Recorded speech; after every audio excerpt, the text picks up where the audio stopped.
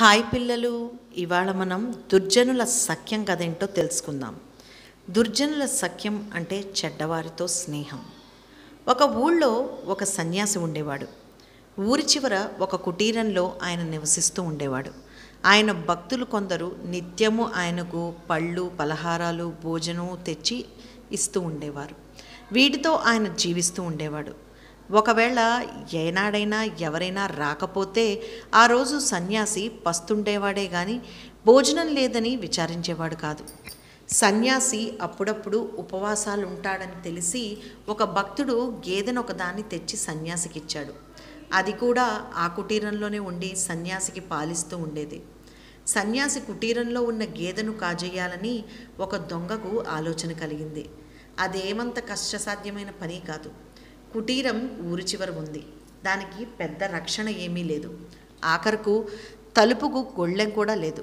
సన్యాసి నిద్రించే సమయంలో లోపలికి జొరపడి గేదెను విప్పి నిశ్చితంగా తోలుకుపోవచ్చు అనుకున్నాడు. అందుచేత ఒక చీకటి రాత్రి దొంగ సన్యాసి కుటీరానికి బయలుదేరాడు.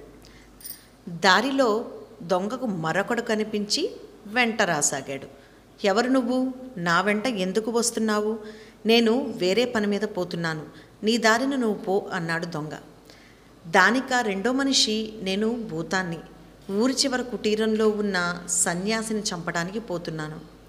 ఈ సన్యాసి ఈ ఊరికి వచ్చింది మొదలు జనం మంచిగా ఉంటున్నారు. అందుచేత వ్యాపారం బొత్తిగా అడుగంటిపోతోంది.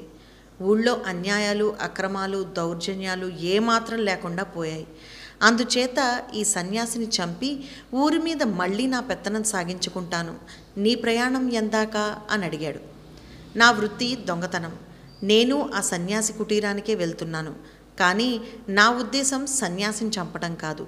ఆ సన్యాసికి ఒక భక్తుడు పాడిగేదెను ఒక దానినిచ్చాడు. దాన్ని దొంగిలించబోతున్నాను అని అన్నాడు. భూతము దొంగ సన్యాసికి హాని చేద్దామని ఒకే చోట పోతున్నారు గనక వారికి సఖ్యం కుదిరింది. స్నేహితుల్లాగా చేతులు కలుపుకుని వారు అర్ధరాత్రి వేళ సన్యాసి కుటీరం చేరారు. ఎక్కడా చడి చప్పుడు లేదు. సన్యాసి కుటీరం లోపల నిద్రపోతున్నాడు. దొంగ తనలో తాను ఈ విధంగా ఆలోచించుకుంటున్నాడు. ముందుగా ఈ భూతం సన్యాసిని చంపబోయే పక్షంలో సన్యాసి అరిచి అల్లరి చేసినట్లయితే నలుగురు వస్తారు.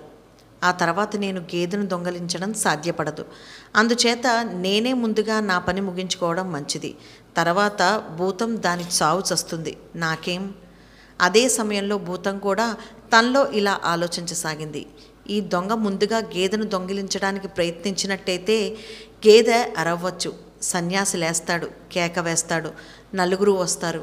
అప్పుడు నేను సన్యాసిని హత్య చేయడం సాధ్యం కాదు. పైకి భూతం దొంగతో ఈ విధంగా అంది. తమ్ముడు, ముందు నేను సన్యాసిని చంపేస్తాను. ఆ తర్వాత నువ్వు నిశ్చితంగా గేదెను తొలుకుపో, నిన్నెవ్వరూ ఆపరు.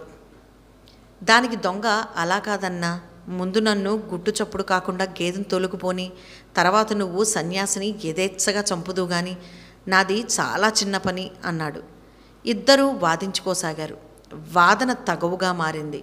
మొదట రహస్యంగా మాట్లాడుకున్నవారు క్రమంగా గొంతెత్తి నేను ముందంటే నేను ముందు అని అరవసాగారు. అది రాను రాను పెడబొబ్బల కిందకి మారింది. చివరకు దొంగ ఎలుగెత్తి, ఏమయ్యో ఈ సన్యాసి, ఇదిగో భూతం వచ్చింది చూడు నిన్ను చంపడానికి అని అరిచాడు. భూతం అంతకన్నా కోపంగా, ఇడిగోనయ్యో ఈ సన్యాసి, దొంగ నీకేదైనా కాజేస్తాట అన్నది. ఈ అల్లరికి సన్యాసి మాత్రమే కాక చుట్టుపక్కల ఇళ్లవాళ్ళు కూడా కర్రలు, కత్తులు పట్టుకుని పరిగెత్తుకుంటూ వచ్చారు. వారిలో కొందరు పారిపోవడానికి చూస్తున్న దొంగను పట్టుకున్నారు. ఒక భూతవైద్యుడు భూతాన్ని అక్కడే బంధించి మారణ హోమం. చూసారా పిల్లలు, చెడ్డవారితో సావాసం ఎప్పటికీ మంచిది కాదు. ఈ కథ కనుక మీకు నచ్చినట్టయితే లైక్ చేయండి, షేర్ చేయండి, సబ్స్క్రైబ్ చేయండి.